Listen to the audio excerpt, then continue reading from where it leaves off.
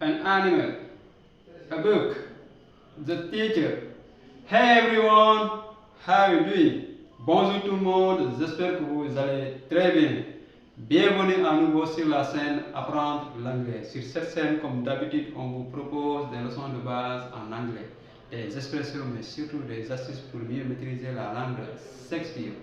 Si ces trois choses que je viens de citer vous intéressent, c'est que vous êtes au bon endroit. La seule chose qu'il vous reste à faire, c'est de vous abonner et surtout d'activer la cloche de notification pour ne manquer aucune de mes prochaines vidéos. If this is the first time you see my face, let me introduce myself. Mon nom est Yata Malon, entrepreneur autodidacte et le fondateur de la scène Apprendre l'anglais. So without further ado, let's get started. So, chers amis, comme vous l'aurez deviné, aujourd'hui notre cours porte sur les articles. Comment employer les articles en anglais.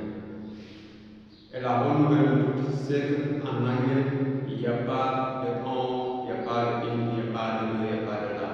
On emploie soit je, soit on emploie un, soit eux.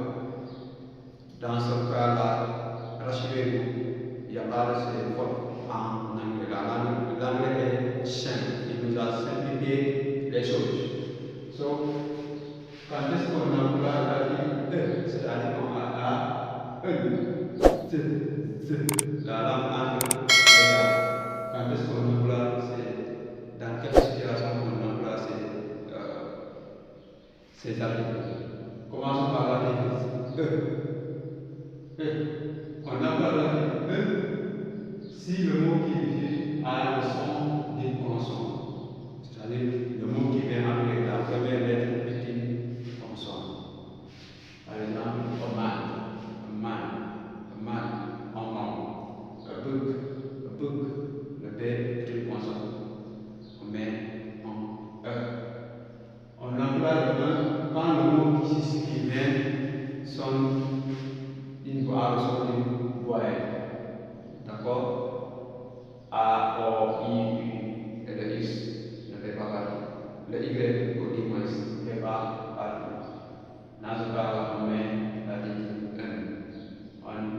Un animal. Ça commence par un A. D'accord? Un umbrella.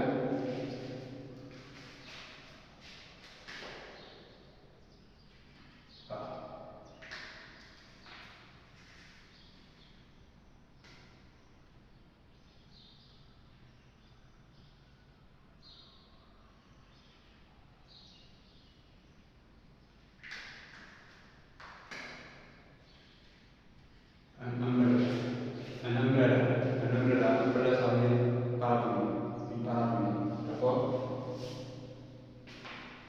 Mais attention, parfois le mot qui suit, il faut commencer par une voyelle et que ça sonne une consonne. C'est bon, il faut commencer par une voyelle et que ça, la prononciation est une consonne, comme ici. University, on a le son y. Dans ce cas-là, on met la ligne E, university. D'accord? Et quand le mot qui suit commence par une consonne et qu'on entend le son d'une voyelle, le mot commence par une consonne, mais en prononçant le mot, on entend le son d'une voyelle. C'est le cas ici. On a, c'est-à-dire que là, on a un H, mais on entend le son, ça commence par un A. On a, là, on met la lettre un I, d'accord? Un honneur. Là aussi, ça commence par un H, mais on entend le son d'une voyelle, d'accord? Ok. Alors maintenant, passons sur l'article Z. L'article Z est un article indéfini. Les autres là sont des articles indéfinis. C'est quand on désigne quelque chose parmi tant d'autres. Un animal parmi tous les autres animaux. Mais Z, ça veut dire qu'on désigne la chose. Par exemple, the teacher. On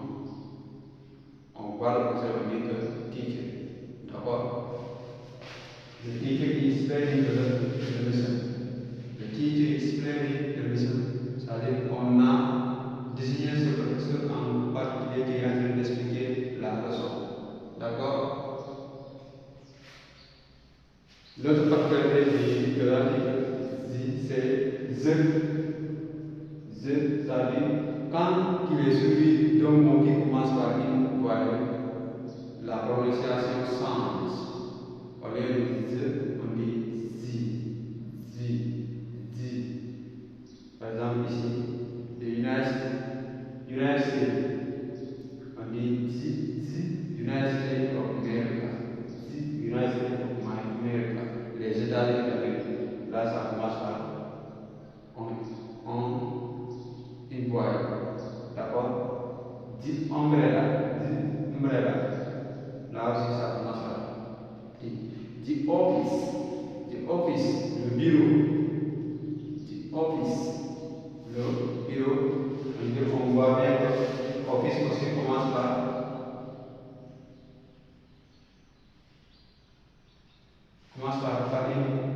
une voyelle. Donc, dans ce cas, on prononce ça